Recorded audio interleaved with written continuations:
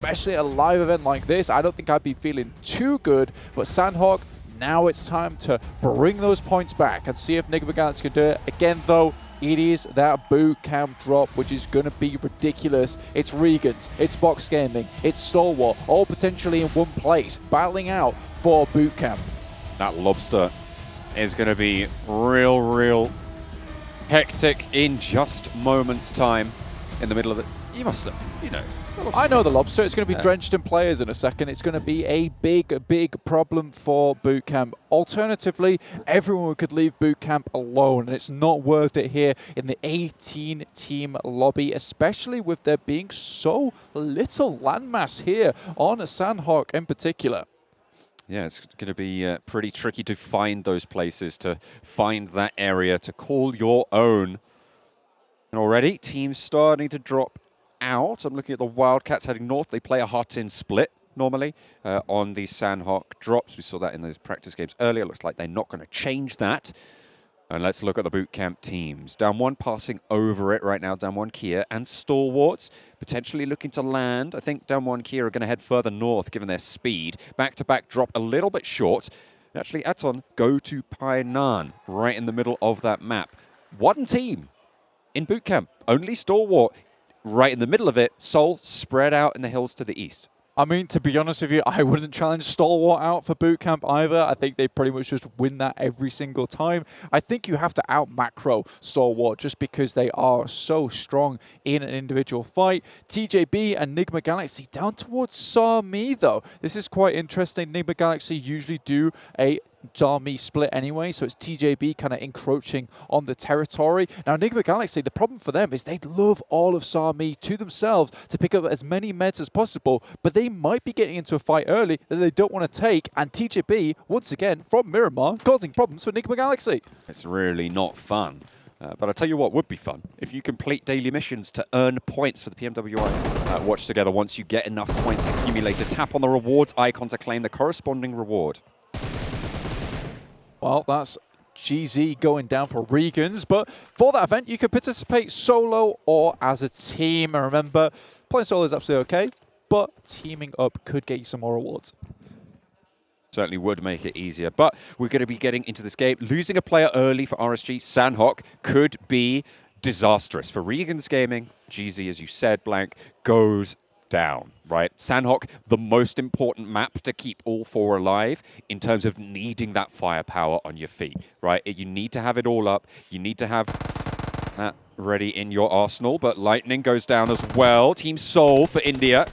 Finding two so far. Goblin does get knocked in response. It's only him in that little outpost there, but there's two players for Regan's Gaming. They're going to be slow just a little bit, but I don't think Goblin is long for this world. Will be taken down. Regan's Gaming carried. Regan's obviously abandoning that boot camp drop. Have to go somewhere else. They will have to try and find something, make something of their position. In the meantime, we see TJB and Gamers8 split apart just a little bit. Neither of those teams have lost players just yet, so they didn't really want that fight. I mean, TJB, if I'm not mistaken, also kind of tried to play the southwest side, right, in the European tournaments, and try to play from that area. So that hot drop maybe could have been foreseen just a little bit. But Gamers8, for the first time, don't lose a player on that initial engagement. My God. Back to back. How? Oh, that is shameful. You'd think with a DBS, one of those would have landed. Especially when you're laid down with the DBS on the drop of a player. You hear that, like, 4 shots went out there, and he still did not go down. There was 6, wasn't there? 6 shots, so maybe he was just shooting his toes off. That wasn't quite enough to take him down. He's now running on his, basically, ankles. He's still alive, though, so it's fine. Just ankle bones, just like, I mean, it's probably quite soft earth in Sanhok, right? He has it's quite speed humid now, right? Yeah, he's got traction on the hills. Yeah, he's just flying forward. 4 rivals moving up towards USG's position. Missile did go down for Donuts, trying to get up the stairs. Just about makes it, though, but that Molotov should seal the deal, but goes short, unfortunate. I think it just hit the eaves there and bounced down. The missile's not going to get rezzed here for USG Donuts. 4 rivals should be able to pick up that point lickety-split. And there it is. The nade seals it. Their fate will be run from here. 4 players, 1 elimination for Full Rifles. Back-to-back trying to play down towards the west side of Quarry with Aton Esports as well. So Aton giving up Camp Bravo to USG. USG so far just kind of had their drop spots to themselves. You know, they couldn't take El Pozo, but they took El Azhar to themselves. Now taking Camp Bravo. Yes, 52 Esports are coming in from Mongnai, but it's not a big deal for them though. USG have got real pick of the litter so far on all these maps. I was just looking at some of the other drop spots because we focused a little bit on the engagements that we saw on screen, but I was looking at the Wildcats. I'm not sure if they dropped initially there, but they didn't actually opt to put a player on the eastern shoreline, right? They didn't opt to have that presence or keep that presence there, certainly. I'm not sure if they had that originally, but they have regrouped to that western shoreline near Hatin on the northwestern island. So they don't really have that strength or confidence in crossing potentially. They don't really know about the ground around Paradise Resort, which is currently being vacated by VGS. Yeah, VGS taking this position for most of their Sanhoks already. Paradise Resort is their home. Hatin being, you know, the general spot that we would see Wildcats dropping in anyway on Sanhok. Vampire Esports, though, taking shots onto Flukath here from TJB, who've really started to heat up here in this tournament. I mean, certainly a good game last time around. Taking that chicken dinner, and they're pushing in. Vampire Esports, though, not a team to push over. This team has been absolutely on fire so far, as they were talking about on the desk, topping the tables right now. Top dogs. Or cats, if you prefer. I do prefer, actually. Vampire Esports, so they did get that really nice ruin split at the beginning of the game, and now they're really trying to get out of this difficult situation. They've had so much time to set up here in Ruins, and TJB completely taking them by surprise on the coast. Excellent crossfire established there by TJB. 2 players going down. There is no chance you get them back up. Ravenclaw and Flukath now left. 2 players alive. The Vampire Esports maybe looking for a nade, some damage over Tingsker, but Xiao rezzed back up for TJB. Ravenclaw would love to find at least one more knock here. Nade over the top, but as time goes down, but it's Flukath who have been really strong throughout all these games, finds Lin, and that is a little bit of pressure taken off from him. He was right in the midst of all these players from Vampire Esports. So far, Stoned as well as Schweppes have yet to be eliminated. There is still chance for recovery here for Vampire Esports with Virtual Gaming Squad on the northern side, just coming down from Camp Alpha. This could be a third party. But there is absolutely a clock ticking. GK1st lands a beautiful shot to Flukath on the ridge line. GK1st has been pivotal in this fight. He was the person who was part of the crossfire in those initial 2 knocks on the buggy players, and he's just taken down the 3rd member from Vampire Esports. This is GK1st at his best. It is very unlikely that Vampire Esports walk away with this one from any more than just one player. Now Ravenclaw is on the run. And TJB, they are hunting down this final player quickly behind him. Very good stuff so far. 1 player alive, yeah. You just got to get out of that. Try and keep yourself alive. This is where the heal strat could come in. Right, for Vampire Esports, they could potentially try and just send Ravenclaw up to get as many first aids as you can. You're playing on that southwest side near Tambang. You can try and just loot up these compounds, grab as many meds as possible. 4 boosters total, 2 first aids. You've got 10 bandages to see you through as well. Ravenclaw could potentially use that time. It's still early circles. Get loot, get first aids, and play for a survival game. Yeah, as a single player, there is a lot you can do as a single player. So by no means is this over.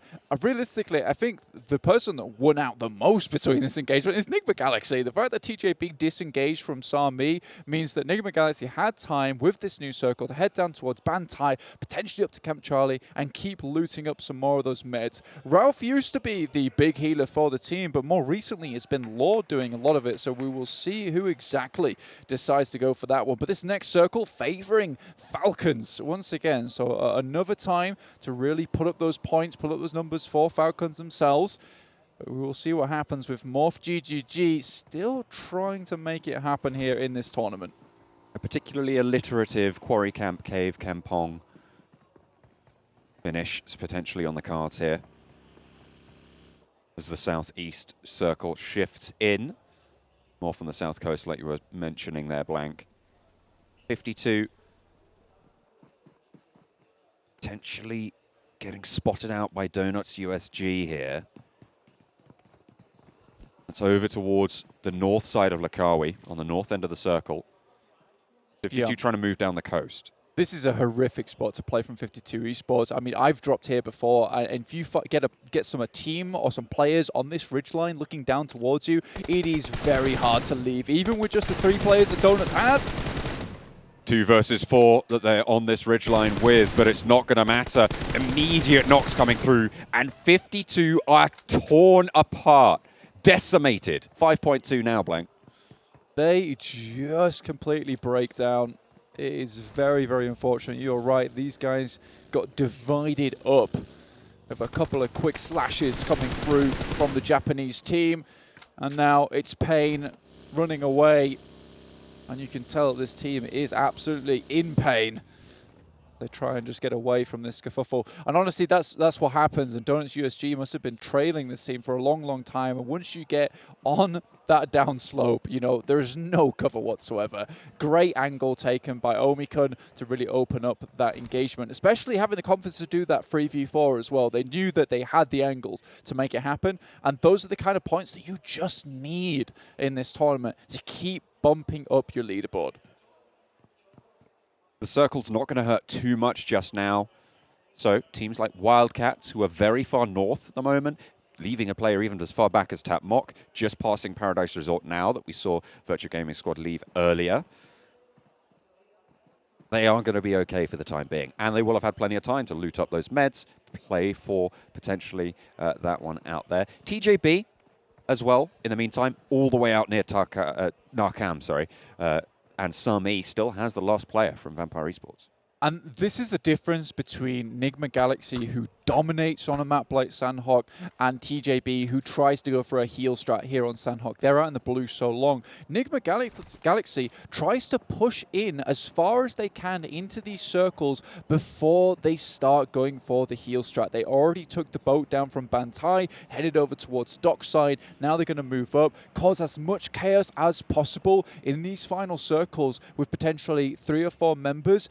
Then drop one guy behind. He's not had to use any medical supplies all this time until he goes into blue, and that's what gives them the edge on any of these other healing teams. But they have such confidence, such good ideas of how all the other teams rotate to stay out of the way for as long as possible to make that happen. Damwon Kia have taken a couple of knocks on that north side with 52 trying to move past. The next circle just about to shift on in. All right, Vampires. That's okay. I mean, what can you do? What can you do? All right, Vampires. Okay, all right. Okay. A lot of this is, well, it's not, obviously it's not just Sanhok stats. This is the first Sanhok we played so far this tournament. They are going to be looking pretty healthy, especially after that first game. What was it, 26 limbs, 24 limbs? 24, in the first game coming through. That's really just going to pump those stats. It's going to be a while before we don't see a Vampire up there.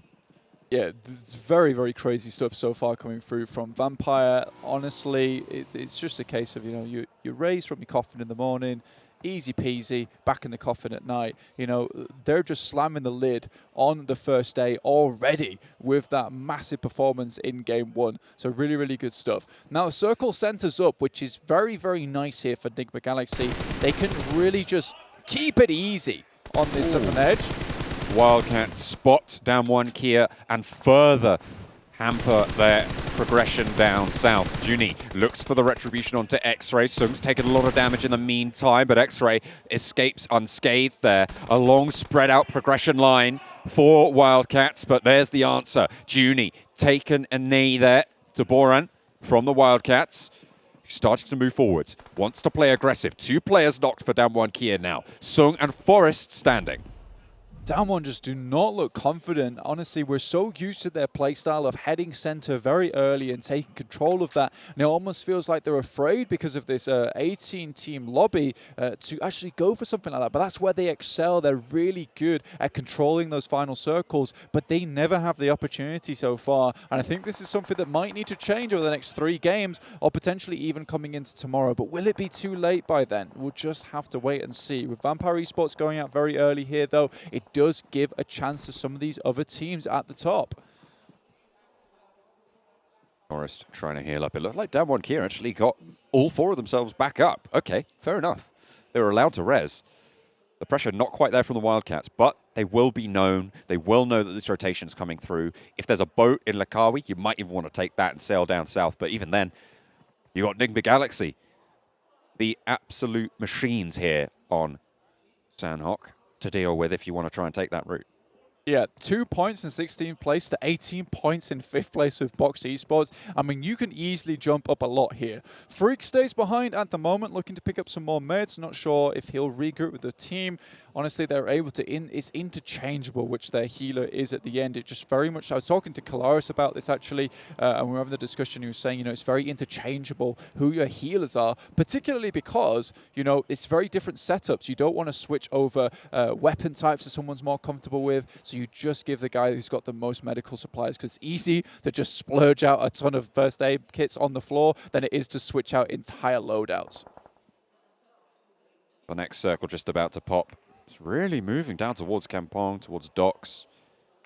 See where the next one does fall. And it's fairly central, northwest, just to the east side of Quarry. Team Seoul, with their backs to Quarry, have a pretty solid position to hold, but they're most likely going to have to leave it in the next phase. Looking at Box Gaming as well, can they set up that compound? Can they set up the box fort?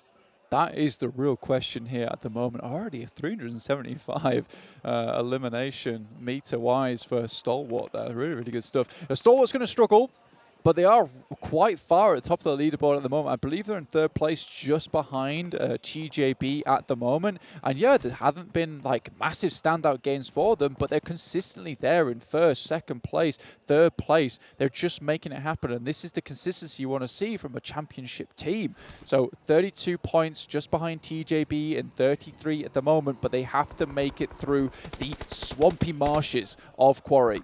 Vivo suffering heavily at the hands of back-to-back. We're doing a lot of work now. 2 players down and out for Vivo, the Brazilian representatives. Nades answering though, as Diego not having any of it. Polo goes down to the nade. A lot of damage was put in on that push as well. J-Way spotted. More nades being popped over now by Diego, suppressing these angles. Look at the low health bars for back-to-back. Diego crawls on forwards, and it is bombardment. Nade after nade. Fire now burning away at the heels of back-to-back. Can they regroup here? That nade a little bit long, but it finds nearly getting the knock. Diego tears them apart, gets everything done, and back-to-back with 2. Take care of business. Diego could not have made that look any easier. Dropped the smoke and then just through that sent the bullets whistling, including the grenades, and back-to-back have just had back-to-back bad games here in the PMWI. And USA just really want to step this up at the moment. We know that back-to-back can be good. They have stood tall in their region before.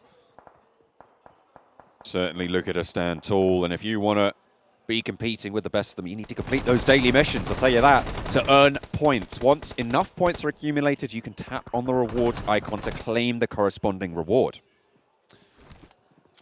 You can participate in that event solo, or you can team up with other players. That's absolutely fine. You get some more rewards if you team up anyway. You've got extra chances there. And for 2022 PMWI Guns getting an outfit, there is a sale period on currently from the 4th of August through to the 13th, and that is 50% off PMWI packs, and you get a set straight away and 5 chances to draw PMWI treasure chests. And after that, if you do miss that window, the 14th of August until the 15th of September, 16% off PMWI packs, and you get 6 chances to draw PMWI treasure chests. We're back into the game though. There's Stalwart coming up against Team Seoul, who did, as I say, have their backs to the quarry. And are going to be looking to try and hold them off for the time being.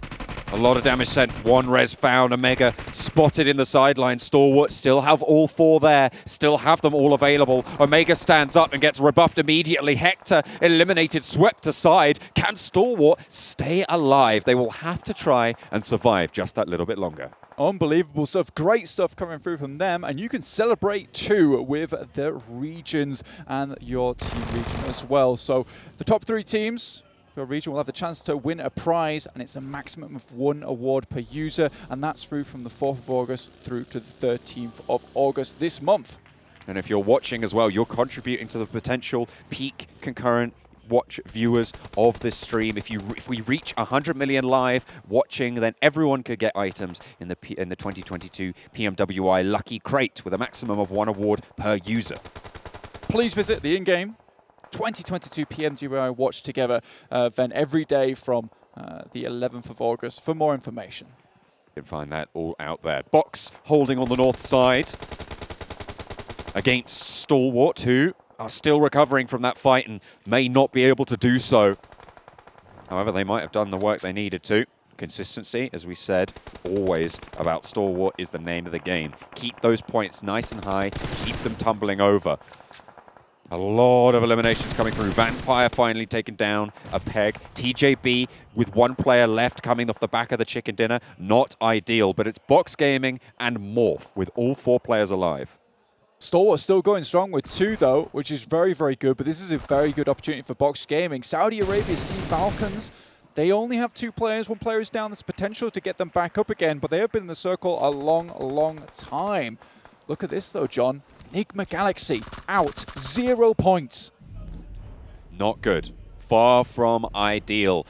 Taking a look around for healers out in the zone. At the moment, I see, as you say, down 1 here. Right, Fabian healing, northeastern side.